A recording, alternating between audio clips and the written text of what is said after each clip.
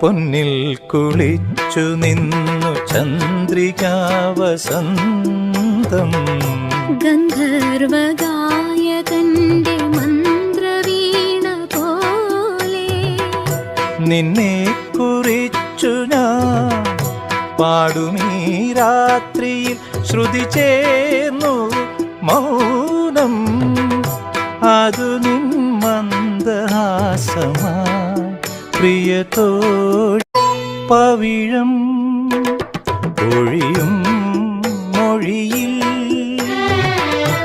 മലർസരമേറ്റ മോഹമാണോ